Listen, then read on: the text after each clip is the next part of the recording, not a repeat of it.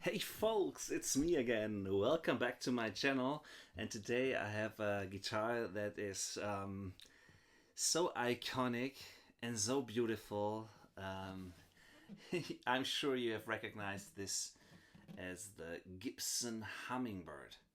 And this Hummingbird, I know the iconic model by Gibson, first introduced in the 1960s and still a classic today, with the hand-painted hummingbird pickguard, the reverse belly bridge, the parallelogram inlays, the square shoulder, body shape, the neck with the golden tulip tuners, and the hummingbird truss rod cover, and you see the bone nut and saddle, and the iconic red orangey label inside. Um, Sitka spruce top, torrified in this case because it's the vintage model, and mahogany back and sides. What's really special about this guitar is that it has the thinner, more authentic, I think, sort of semi-glossy finish, nitro finish, um, and it looks fantastic. It's not as shiny as some of the newer models, but it's the vintage model with the torrified Sitka spruce top. Okay, and it sounds fabulous. I have strung it with Elixir 8020 bronze lights with nano web coating. Pretty fresh set of strings.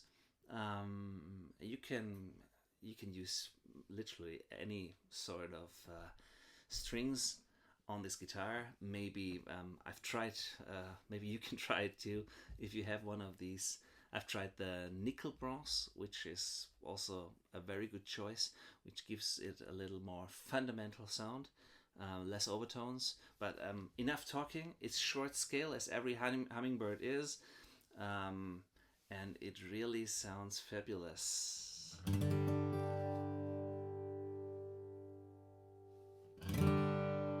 Playing with a blue chip TD 35.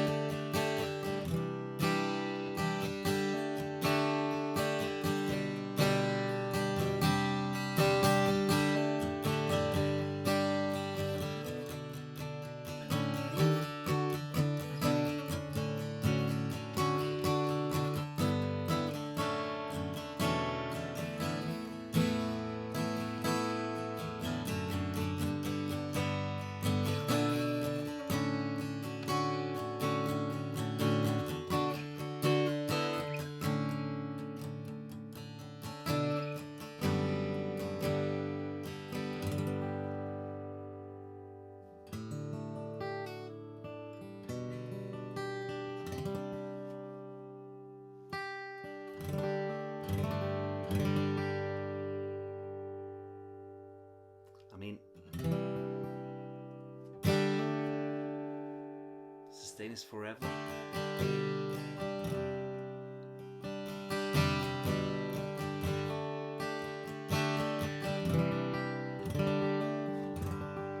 To me, it's the perfect singer-songwriter's guitar, strumming cowboy chords.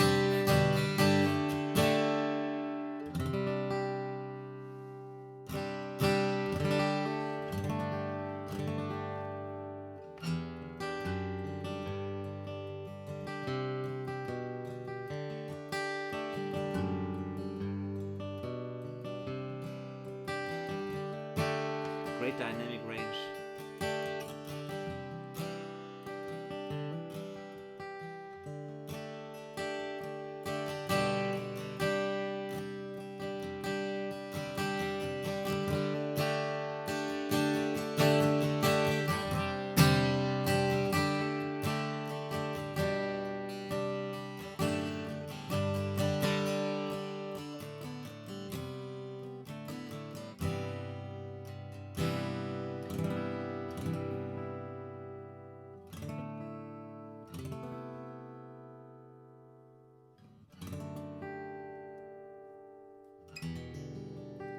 nothing sounds like a hummingbird.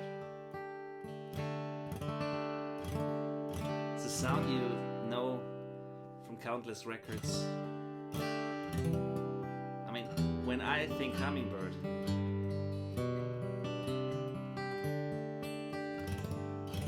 I think Tom Petty.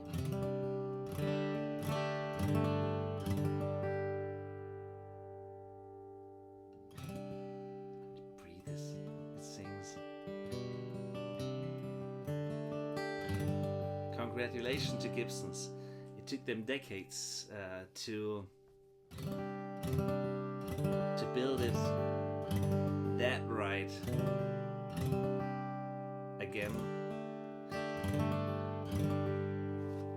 I mean, dreadnoughts are often thought of being the perfect strummer's guitar, as I said 1 or 2 minutes ago, and I believe that's true. I think dreadnoughts are made for flat picking and for strumming, but there's something to a hummingbird to it, and a J45 as well, that you can pick it really, really good.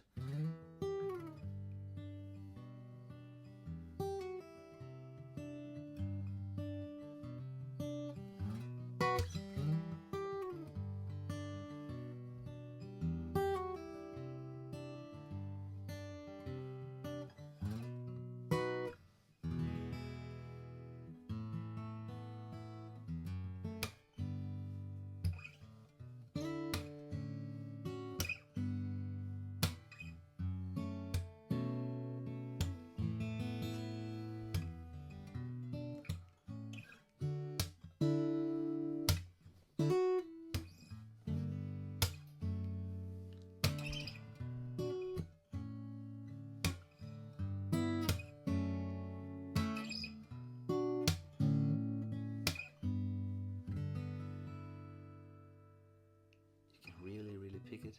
I mean, it's not the loudest guitar in strumming and picking, but it has a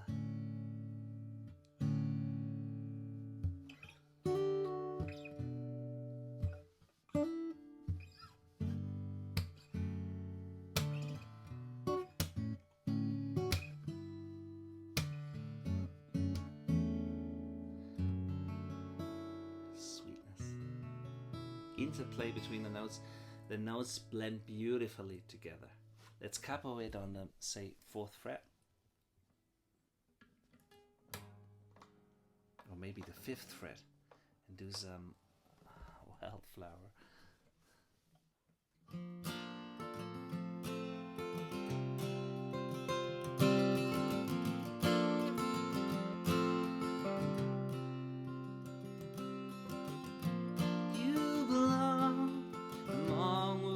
Flowers, you belong in a boat at a sea.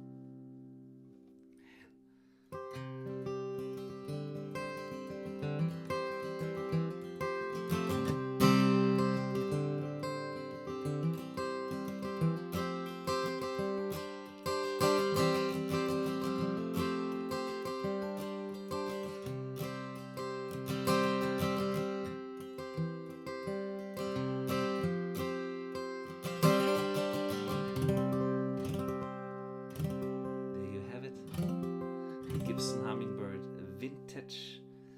What a nicely sounding guitar. I think in the next few days I will do a quick comparison between the Hummingbird vintage and the J45 vintage, which I think both are the models since the early days. I mean, the J45 was introduced in the 40s and the Hummingbird in the 60s. Since then, I think Gibson did them really, really right in the 2000s. Let's say about 2007 to 2000 and basically up to now, but from 2007, 2008 with their True Vintage series, and then with the Vintage series, Torrefied top and thinner finish. So there you have it. Have a great day. Bye bye.